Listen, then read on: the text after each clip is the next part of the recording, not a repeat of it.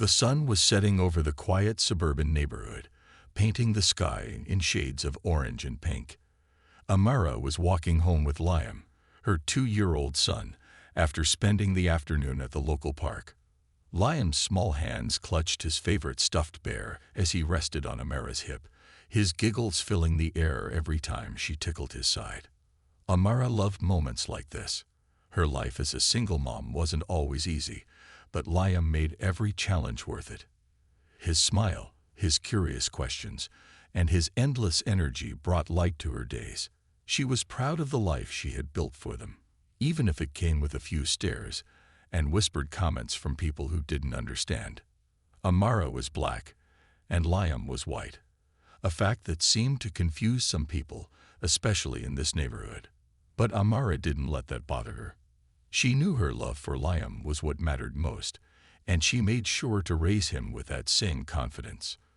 As they turned onto their street, Amara spotted Karen, one of her neighbors, watching from her front porch.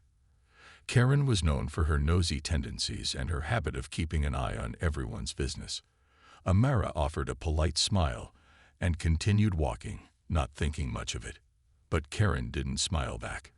Instead, she squinted, her eyes narrowing as she watched Amara and Liam approach their house.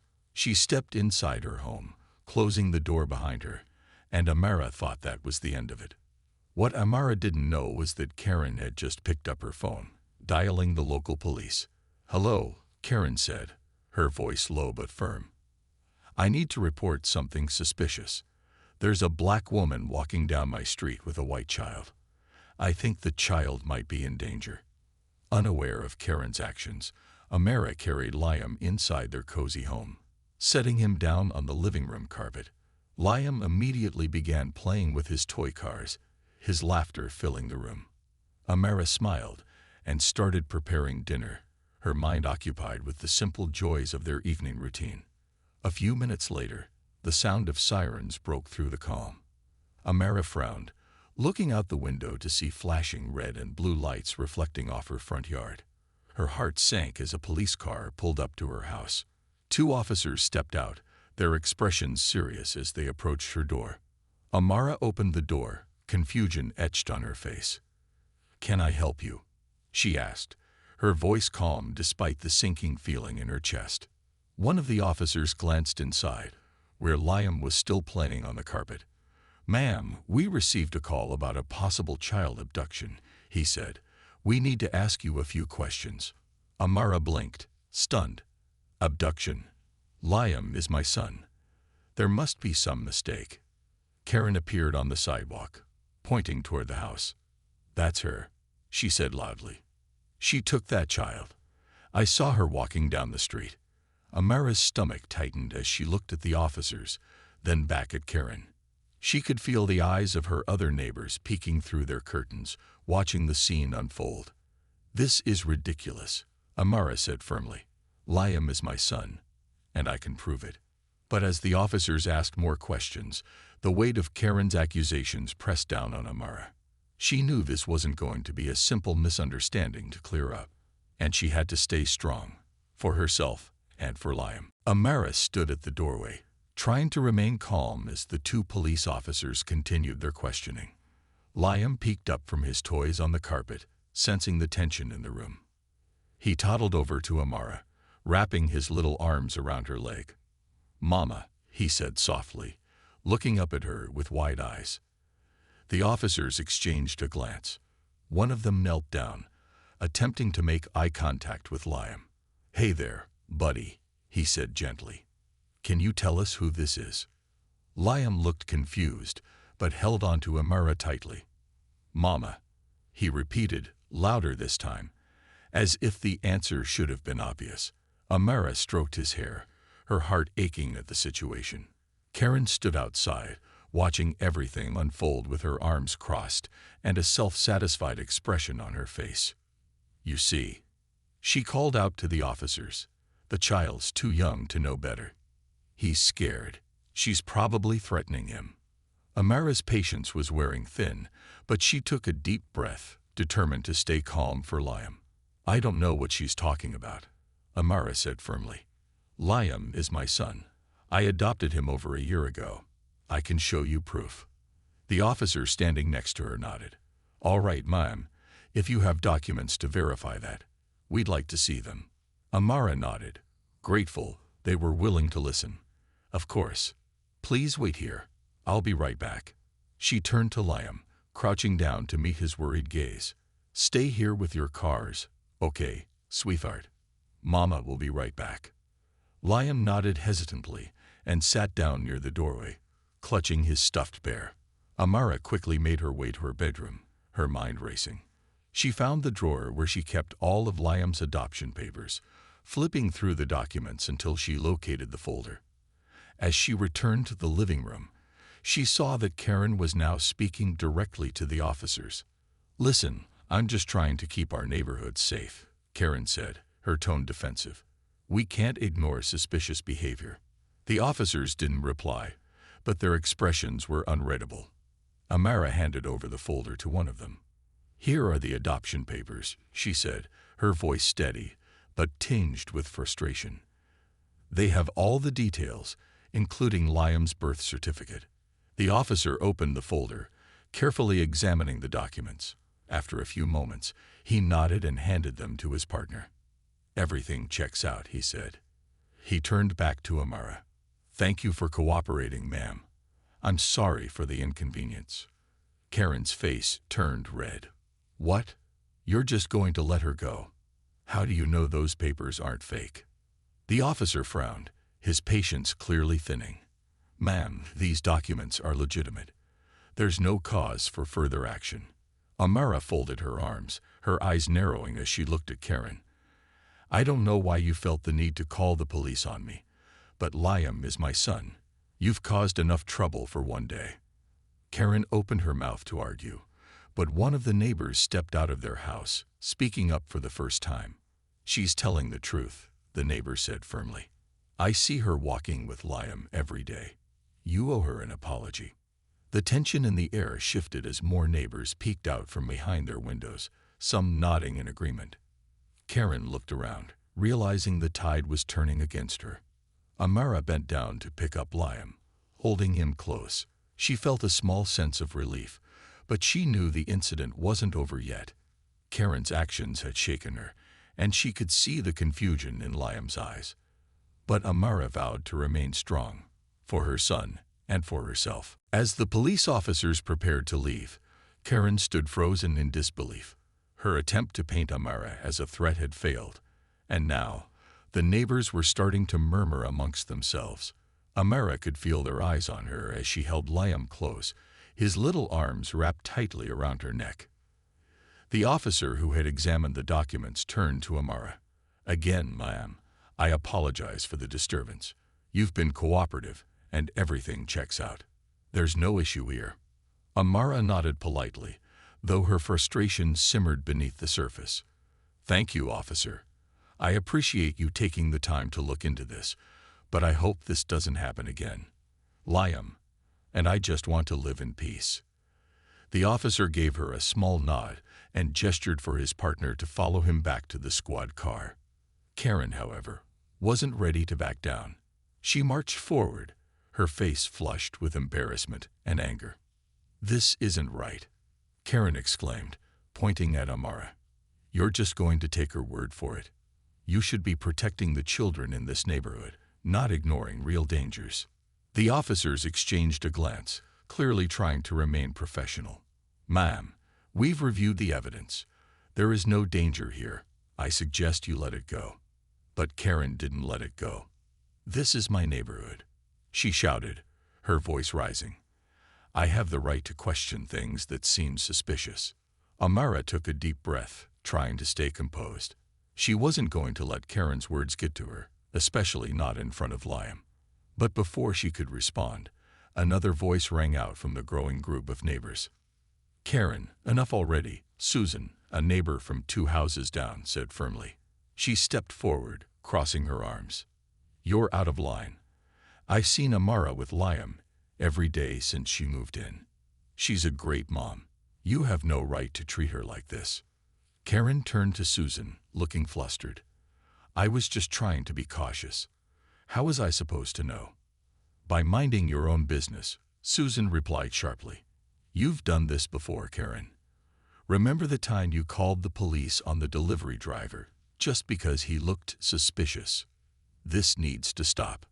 A few other neighbors nodded, their murmurs growing louder. She's right, Mr. Rodriguez chimed in, stepping out of his driveway. Amara is a good person. You can't keep jumping to conclusions and involving the police. Karen's face grew redder as the realization set in. She wasn't going to win this battle. The neighbors were siding with Amara, and her actions had only embarrassed her further. She muttered something under her breath and retreated back toward her house, slamming the door behind her. Amara felt a wave of relief as the tension in the air began to fade. She looked at Susan and Mr. Rodriguez, offering a grateful smile. Thank you, she said softly. It means a lot to know some of you have my back. Susan waved a hand dismissively. Of course. You shouldn't have had to deal with this in the first place. As the neighbors slowly dispersed, Amara carried Liam back inside, her heart still heavy. She sat him down on the couch and hugged him tightly. It's okay, sweetheart, she whispered. Mama's here. We're safe. Liam, sensing her emotions, rested his head on her shoulder. His innocence was a reminder of why Amara stayed strong. This wasn't just about her. It was about giving Liam the life he deserved, freed from judgment and fear. But as the evening quieted down, Amara couldn't shake the thought that this incident was far from over. Karen's actions had sparked something deeper, and Amara was determined to ensure it never happened again. The next morning, the neighborhood seemed quieter than usual. Amara woke up early, still feeling the weight of what had happened the day before. She glanced at Liam, who was peacefully asleep in his small bed, clutching his stuffed bear. His innocence was a comfort, but she couldn't stop thinking about the fear and confusion in his eyes when the police had arrived. She wanted to make sure he never felt that way again. As she prepared breakfast, a knock at the door startled her. She hesitated for a moment, then opened it cautiously. To her surprise, Susan, her neighbor who had stood up for her the day before, was standing on the porch with a tray of muffins. Good morning, Amara, Susan said with a kind smile. I thought I'd stop by and see how you're doing. I know yesterday was a lot. Amara felt a wave of gratitude. Thank you, Susan. That's really thoughtful of you. Please, come in. Susan stepped inside, placing the tray on the kitchen counter. I just wanted you to know that not everyone in this neighborhood thinks like Karen. A lot of us support you. We've seen how much you love Liam, and we know you're a wonderful mom. Amara smiled, her eyes softening. That means more than you know. Yesterday was difficult, but I'm trying to focus on what really matters, keeping Liam safe and happy. Susan nodded, her expression thoughtful. Karen's actions were completely out of line, but unfortunately, she's been like this for a long time. It's not just about you. She's caused trouble for others too. What do you mean? Amara asked, curious. Susan sighed. A few months ago, she called the police on a young delivery driver, saying he looked suspicious. He was just doing his job, but she insisted he didn't belong in our neighborhood. It caused a lot of unnecessary stress for him and his family. And that's not the only time. Amara's brows furrowed. She had suspected Karen's behavior wasn't a one-time thing, but hearing it confirmed made her even more determined to address the issue. This kind of behavior isn't okay, she said firmly. Not for me, not for anyone. Susan nodded. I agree. Some of the other neighbors and I were talking, and we think it's time to take a stand.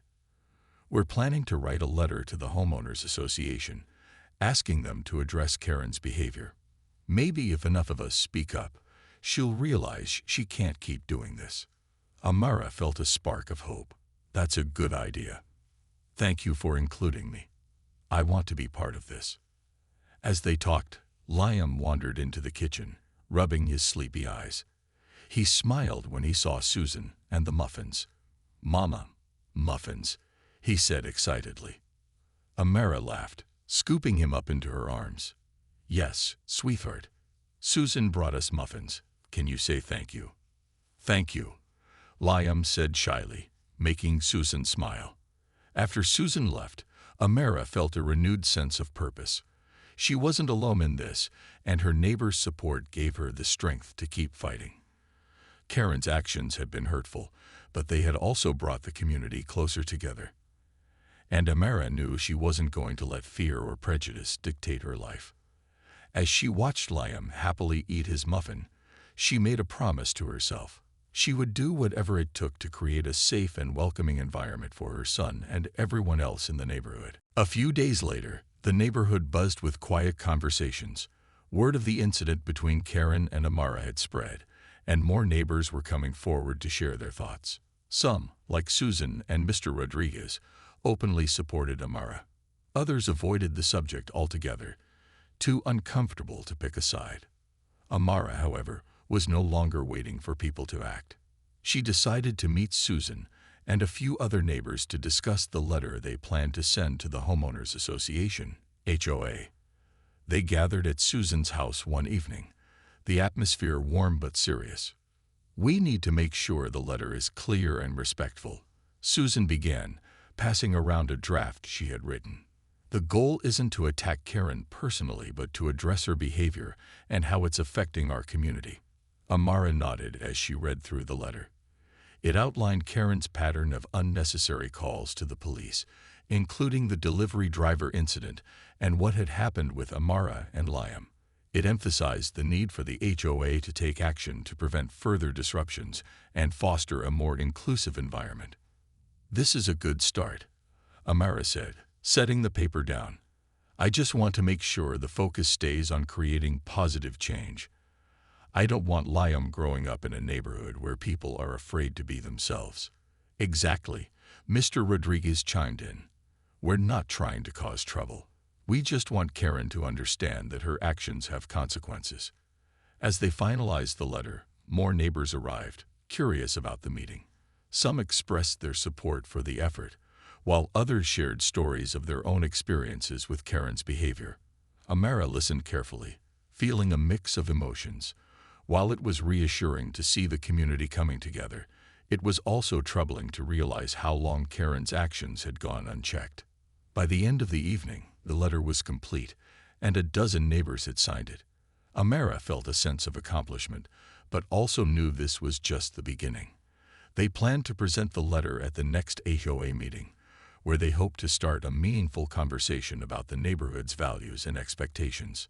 The following morning, Amara decided to take Liam to the park. She wanted to clear her mind and spend some quality time with her son, away from the tension at home. As Liam played on the swings, laughing with delight, Amara watched him with a mix of love and determination. Her thoughts were interrupted by a familiar voice. "Amara." She turned to see Karen standing a few feet away, her hands clasped nervously. Amara's first instinct was to walk away, but she stayed put, curious about what Karen wanted.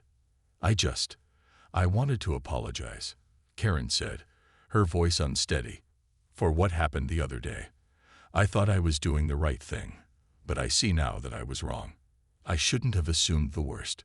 Amara studied Karen's face, trying to gauge her sincerity. "It's not just about what happened to me," she said calmly. "It's about how your actions affect everyone in this neighborhood. You can't keep judging people based on appearances." Karen nodded slowly, her expression conflicted. "I know. I have a lot to think about." Amara didn't say anything more. She turned back to Liam, who was now waving at her from the slide. Her focus was on him, on his happiness, his safety, and his future. Karen walked away quietly, leaving Amara to wonder if her words had made a difference. Either way, she knew she had done her part. The rest was up to Karen. The day of the Homeowners Association meeting arrived, and Amara felt a mixture of nerves and determination. She held the signed letter in her hands, glancing at the names of her neighbors who had supported her. It wasn't just about her anymore. It was about creating a neighborhood where everyone felt safe and valued. Susan picked Amara and Liam up that evening, offering words of encouragement as they drove to the community center. "You've got this, Amara," she said warmly. "The letter speaks for itself, And you've already shown so much strength by standing up for what's right. Amara smiled but said little, her focus on preparing for the meeting. Liam sat in his car seat, humming a tune as he played with his stuffed bear, blissfully unaware of the significance of the evening. When they arrived, the community center was buzzing with quiet conversation. Most of the neighborhood had shown up, curious about the meeting and the issue that had been stirring the community. Amara noticed Karen sitting near the back, her expression unreadable. She wasn't sure what to make of it, but she pushed the thought aside. Tonight wasn't about Karen, it was about progress. The HOA president, a tall man with glasses named Mr. Carmichael, called the meeting to order. After discussing a few routine matters, he glanced at the agenda. "We have one more topic to address," he said. "Several neighbors have submitted a letter regarding concerns about community behavior. Amara, would you like to speak?" Amara stood, her heart pounding as she walked to the front of the room. She glanced at Susan, who gave her a reassuring nod, and then at the letter in her hands. Taking a deep breath, she began. "Good evening, everyone," she said, her voice steady despite her nerves. "I want to start by saying how much I love this neighborhood. I moved here to give my son, Liam, a safe and happy home. But last week, something happened that made me question whether we're truly living up to the values of community and respect." She went on to describe the incident with Karen, carefully avoiding personal attacks and focusing on the broader issue. "What happened to me could happen to anyone," she said. "No one should feel judged or targeted based on assumptions. We need to foster an environment where everyone feels welcome and valued." As she spoke, Amara noticed nods of agreement from several neighbors. Even Mr. Carmichael leaned forward, listening intently. Amara finished by reading the letter aloud, her voice calm but firm. When she was done, she handed it to Mr. Carmichael, who thanked her and opened the floor for discussion. One by one, neighbors stood to share their thoughts. Susan spoke passionately about the importance of standing against prejudice, while Mr. Rodriguez highlighted how Karen's actions had affected others in the past. Even a few quieter neighbors chimed in, sharing their support for Amara and the need for change. Karen sat quietly, her hands folded in her lap. For the first time, she didn't argue or interrupt. Instead, she seemed to be listening, her expression softening as the meeting went on. By the end of the evening, the HOA voted unanimously to implement new guidelines promoting inclusivity and respect within the community. Mr. Carmichael promised to work with the neighborhood to ensure these values were upheld. As the meeting adjourned, Amara felt a wave of relief and hope. The neighborhood had taken a step forward, and though there was still work to do, she knew this was just the beginning. As she left the community center, holding Liam's hand, Susan leaned over and whispered, "You made a difference tonight, Amara." Amara smiled. "For Liam, I'll always try." The days following the Homeowners Association meeting felt different in the neighborhood. There was a sense of quiet change in the air, as though the community had collectively decided to be more thoughtful and kind. Amara noticed the subtle shifts. Neighbors waved more often, smiled a little brighter, and even stopped by to chat when they saw her and Liam outside. Karen, however, remained distant. Amara would occasionally see her tending to her garden or taking out the trash, but she avoided eye contact and kept to herself. Amara wasn't sure what Karen was thinking, but she decided to focus on the positive changes around her. The meeting had sparked something, and that was enough for now. One afternoon, as Amara sat on her porch watching Liam play with his toy trucks in the yard, she noticed Karen walking toward her. Her steps were hesitant, and she clutched a small envelope in her hand. Amara straightened in her seat, unsure of what to expect. "Amara," Karen said softly when she reached the porch. She looked nervous, her gaze flickering between Amara and the ground. "Do you have a moment?" Amara nodded, gesturing to the empty chair beside her. "Sure." Karen sat down, her hands fidgeting with the envelope. I wanted to apologize. Again, I know I already said I was sorry at the park, but I feel like it wasn't enough." Amara stayed quiet, giving Karen the space to continue. "I've been thinking a lot about what you said," Karen admitted, her voice trembling slightly, "and about what everyone said at the meeting. I realize now that I've been acting out of fear, but that's no excuse. I let my assumptions get the better of me, and I hurt you and Liam. I'm truly sorry." Amara studied Karen's face, searching for sincerity. What she saw wasn't defensiveness or pride. It was genuine remorse. She nodded slowly. "Thank you, Karen. It means a lot to hear you say that. But this isn't just about me. It's about creating a better community for everyone." Karen nodded, her eyes glistening. "I know, and I want to be part of that. I've started volunteering at the local community center, trying to learn more about different cultures and perspectives. It's a small step, but it's a start." Amara felt a small smile tug at her lips. That's a good place to start. Change doesn't happen overnight, but the effort matters. Karen handed Amara the envelope. "I wrote this for Liam. I don't expect you to forgive me right away, but I wanted to give him something to show how sorry I am." Amara opened the envelope later that evening, finding a heartfelt letter addressed to Liam and a small handmade card with a drawing of a bear, Liam's favorite animal. Karen's words were simple but sincere, expressing her hope for a brighter future where he would always feel safe and loved. As Amara tucked Liam into bed that night, she thought about everything that had happened. It hadn't been easy, but the neighborhood had taken a step forward. And even Karen, the one who had caused so much pain, was trying to change. Amara kissed Liam's forehead, whispering, "We're going to be okay, sweetheart. Better than okay." As she turned off the lights, Amara felt a deep sense of peace. The future wasn't perfect, but it was filled with hope, and that was enough.